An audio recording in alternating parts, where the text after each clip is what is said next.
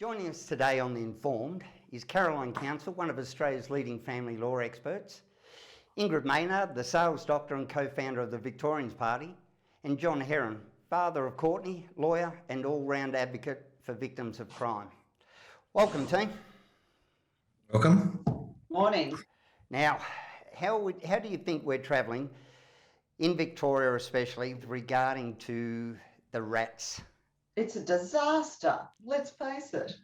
I mean, government was told in July last year to get ready for this. Government wanted to open us up, get us back into business, and they knew that one of the essential tools that business would need were the rat tests. Where were they? Where have they been? Why weren't they here? These are the questions. Now, Yes. Sorry, John. Yes, Michael, as you know, we've been describing this for the last 12 months. And we've been describing the situations overseas, particularly in the EU. And there was plenty of warning. There's no real excuse, just as Caroline said, for a supply issue. And then there's complete confusion about costing, location, you name it. And the pandemic debacle just rolls on. Now, Ingrid, as a sales doctor, the thing that this reminds me of is a organisation that puts out a pamphlet, brochure, catalogue, advertising something without actually having the stock. This was as foreseeable as preventable when they made the announcement to not have facilitated stocks, wasn't it? Mm. Oh, yeah, look, it smacks of all of that, which is really poor salesmanship, isn't it? To overpromise and underdeliver. It's the number one, don't do that.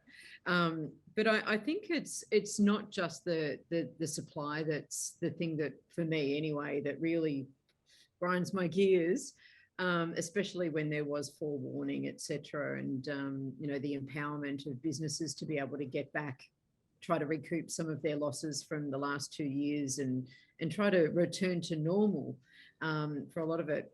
I think the other thing that I think is a greater concern is, which version of the truth that's put out there do we believe? Things start to, there's the storm.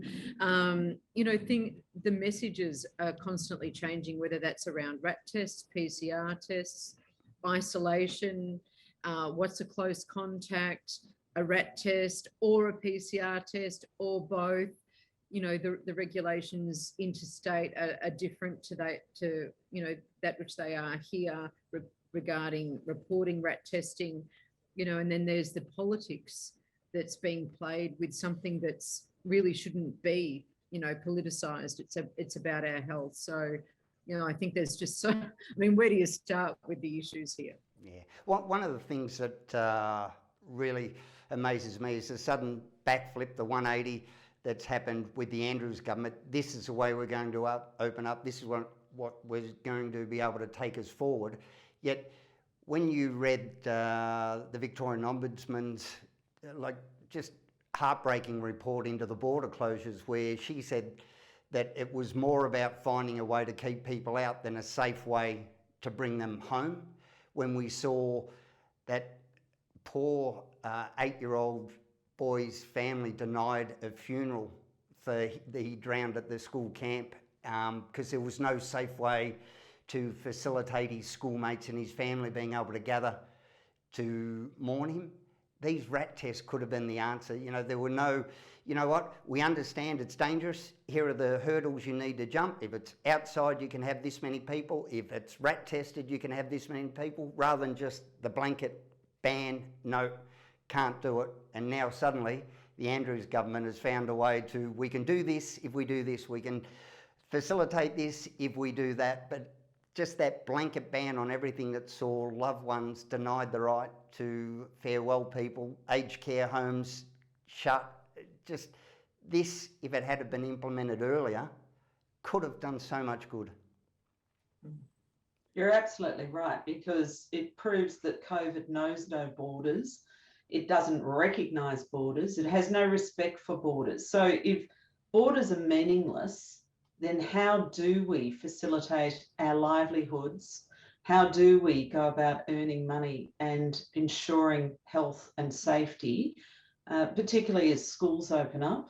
Children, as we know, are likely to be in the front line of getting COVID. So, you know, all the hallmarks were there to get this right. And as Ingrid said, this is a multi-layered failure to identify the issues and deal with the issues in an effective way. So what we have is a government that dictates rather than facilitates. And we're the beneficiaries of a major cock-up, in my opinion. I think that's another term, Caroline. Yes, it's just a subject that we often raise, which is what I call jab politics. So the politics led the solutions or attempted solutions. And again, the other thing, as we always say, in my building a bridge analogy, you just have to look at how the EU, the UK and Ireland have treated rat testing for more than 12 months. And I can say that with confidence. My spouse, just having returned from Ireland last week, brought 50 tests with her in anticipation of what would happen in Victoria, because I call it what you call a cocktail of incompetence here. So sorry, John, what's the address and how much does she want for them? It's not, it's only for personal consumption. So I'll pass that. What I was about to say is that it's the usual cronyism of the Andrews administration that can't run a bath, but being directed by politics. And that cocktail of incompetence is what we're suffering. And what people have done yet again with this, Ingrid identified the confusion, they switched off. Yeah. So that switch off is quite dangerous. So I would believe that many people have COVID. They can't find a test anywhere. They don't want a PCR. So they sit at home with COVID and it's not being recorded. Oh, 100%, John. I was speaking to someone the other day, and she, just starting conversation. How was Christmas break? What did you do? And she said, well, and then there was a saga, and she and her family, she's Muslim, large family, like 40 people went to Sydney. So they were all madly, doing the rat testing and the PCR testing before they went to make sure that they were all good. She did 4 rat tests before she left. She also had a PCR that came up negative when they went over the border. They were in Sydney, obviously, and, it's, a lot more, there are a lot more numbers up there. So anyway, they continued to do rat testing, continued to do it when they came home, and ended up with DHS knocking on the front door, suggesting that they were there to support them. And and then when they spoke to them in subsequent days, because they were all, someone amongst their family did test positive eventually. And when that happened, DHS came around and said to them, well, we're here to support you. You might need some groceries, you might need some supplies. Clearly no one in this household, because you're all close contacts, is allowed out. You've all got to isolate for 7 days. And then when she tried to access that support, couldn't get it. These are people that are genuinely trying to do the right thing. And I believe that's Australians, Australians, that's the Australian spirit.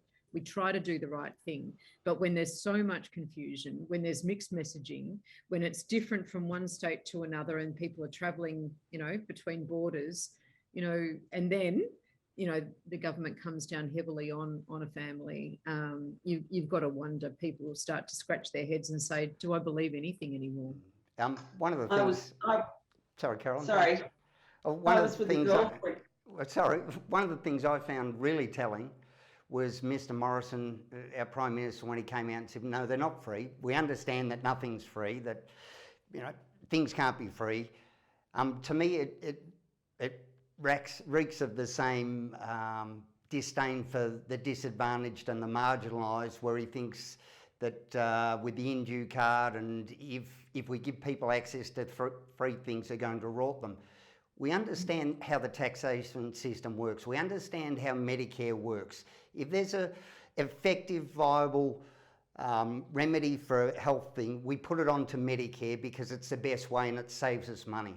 We understand that it's not free, Mr. Morrison. We understand it's our money. So we give you permission to go to the petty cash tin, get the money out, get in your company-funded car that we pay for, ride down to the suppliers, write out the cheque, just bring back the receipt and supply them to Australians. Every single Australian needs access to a RAT, not only for themselves, but to help the country get back on track. So this is something that we do that benefits the community. So it's not just for us.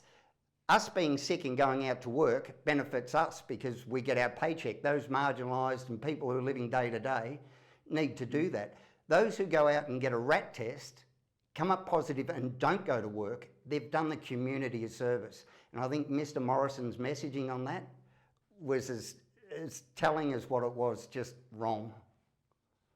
Yeah, So, really good. Just before, sorry, Carolyn, I'm going to jump off in a minute. So I just thought I'd just say exactly what you just brought up there, Michael, and that is, who's really running the country. I think that's the other thing that we've seen in the last 2 years. Our Prime Minister says one thing and each state does whatever they feel like doing because it's politically expedient. They've all got their eyes on the election. So that's my 2 bobs worth. I'm going to say goodbye, but See you look next forward week, to the Ingrid. conversation. Bye, guys. Bye, Ingrid. And Ingrid was spot on. It is the politicisation of this. And Michael, you picked up on the marginalised and the people living from hand to mouth. So I had first-hand experience of this between Christmas and New Year when I was with a girlfriend of mine who employs about 1,800 people. And a lot of them are in a casual role and they do rely on that next paycheck.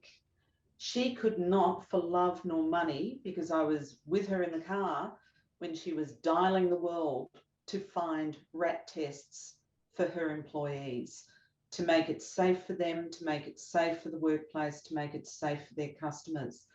It was ridiculous, the fact that this woman, who's a powerhouse, an employer in a rural small part of Queensland, unable to get her hands on the most basic of supplies to keep business going. It's just ridiculous. Yeah. Again, couple that with this is the way that our government runs projects, for want of a better term, but also services. So let's also look at that. The supply issue, what would that have generated? The chaos there. So for starters, you've got hoarding, you've got black markets in RAT tests, you've got price gouging, all of the things that happen in a banana republic because you can't manage limited services. So those in the know obtain it, and those out, as we just said, in the rural, regional or the burbs are last on the list because aside from my secret stash at home, I have no idea where I would collect them. But that's the consequences yet again of this complete government mismanagement. And although we love to highlight the cronyism of the Andrews government, this is Australia-wide. Yeah. It's everywhere. It's every government organisation which opens up a can of worms about the services and how they're run. And then at the end of the day, the pandemic and how that's been run disastrously. Probably the only comparison I can think of would be Brazil. It would be as bad, but people have died. Mm. Hundreds, if not thousands, of unnecessary deaths. Not to mention the flow-on effects, the unintended consequences of all those things you just mentioned, John, but the actual furthering of the pandemic. Now, here at the Informer, I don't mean to blow our own trumpet, but for the last 12 months, we've had Innes Willocks from the Australian Industry Group. He raised RAT tests as a way to get business going again. We've had Dr. Henry Kopernicki, who was doing his own trial of rats at an aged care home. We've had industry leaders in the field come on and explain to us they weren't trying to replace the PCR test. They were in addition to remove some of the pressures on it. And we've just recently seen 100,000 tests that were deemed no longer viable by the PCR test because they'd gone too long. Now, at $100 each, that's $10 million. Does the government get a refund that they've paid to these groups where they've gone, sorry, we couldn't get to it, they've gone off, past their use-by date, so we can't give you a result? I'm sure they're still getting the rebate from the government.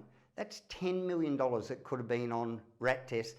And again, it was as foreseeable as it was preventable to get this done. So final thoughts, because we're down to our last couple of minutes. So Caroline? Government, for heaven's sakes, get your act together, because you've had over 2 years to do it, and start to listen to industry, start to listen to the business leaders, because you're not doing a good enough job on your own, and it's time to take the cue from what we need to get this country back open and working again. Yeah, Michael, you touched on it where you noted that rat testing was part of a multifaceted approach to the pandemic. What we have here is the one-trick pony: lockdown, lockdown. So again, if being familiar with the situation in Ireland, where rat testing, they were very forward thinking about how to address the pandemic. Rats came in and it allowed the economy to stay open and not have any of the harsh lockdowns that we had. We're told the lockdowns saved thousands of lives. We know that's a lie. So at the end of the day, we just need to be more transparent in how we're managing the pandemic. All right, Caroline, John, thanks so much for your time, and I'm really looking forward to seeing you next week on The Informed. Okay, thanks very much, Michael, and everyone. Thanks, Michael. Nice seeing you, John. Look forward to next week, guys. Bye.